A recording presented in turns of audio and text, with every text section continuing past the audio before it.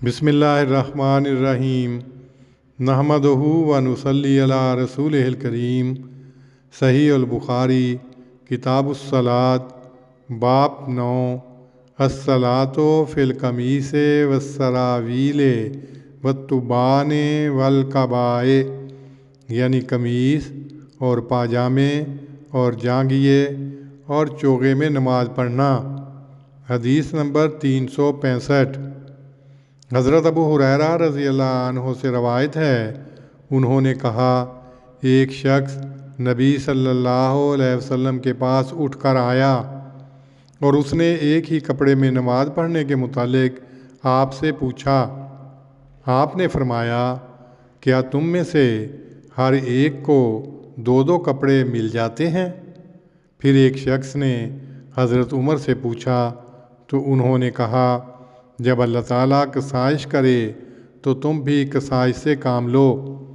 کوئی آدمی ایک سے زیادہ اکٹھے کپڑے پہن لے، کوئی آدمی تہبند اور چادر میں نماز پڑھے، کوئی تہبند اور قمیض میں، تہبند اور چوغے میں، پاجامے اور چادر میں، پاجامے اور قمیص میں، پاجامے اور چوغے میں، جانگھیے اور چوغے میں، جانگھیے اور قمیص میں۔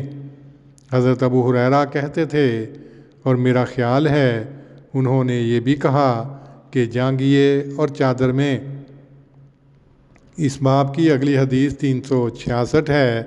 حضرت ابن عمر رضی اللہ عنہما سے روایت ہے، انہوں نے کہا کہ ایک شخص نے رسول اللہ صلی اللہ علیہ وسلم سے پوچھا، کہا احرام باندھنے والا کیا پہنے؟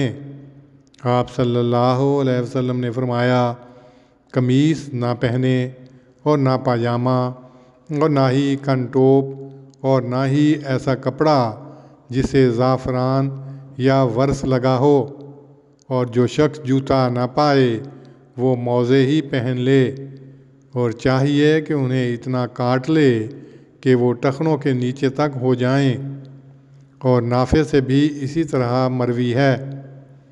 تشریح: تبان ان چھوٹے پاجامے یا جانگھیے کو کہتے ہیں جو گھٹنوں کے اوپر تک ہوتا ہے۔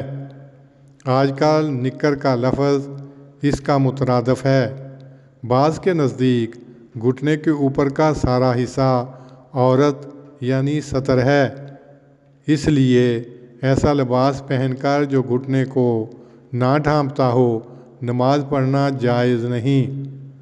امام بخاری رحمۃ اللہ علیہ نے اس اختلافی مسئلے کے متعلق ایک جامع باب باندھا ہے، جس کا ماحصل یہ ہے کہ لباس کے متعلق کوئی پابندی نہیں، سوائے اس کے جو حدیث نمبر 366 میں مذکور ہے۔ ما یلبس المحرم، نبی صلی اللہ علیہ وسلم کا جواب قابل غور ہے۔ سائل پوچھتا ہے کہ محرم کیا پہنے؟ آپ اپنے جواب میں پہننے کی اشیاء نہیں گنتے کیونکہ وہ بے شمار ہیں، نہ پہننے کی چند چیزوں کا نام لیتے ہیں، اور باقی کے متعلق خاموشی اختیار کر کے عام اجازت دیتے ہیں۔ اللہم صلی علی محمد وعلی آل محمد کما صلیت علی ابراہیم وعلی آل ابراہیم انک حمید مجید۔ اللہم بارک علی محمد وعلی آل محمد کما بارکت علی ابراہیم وعلی آل ابراہیم انک حمید مجید۔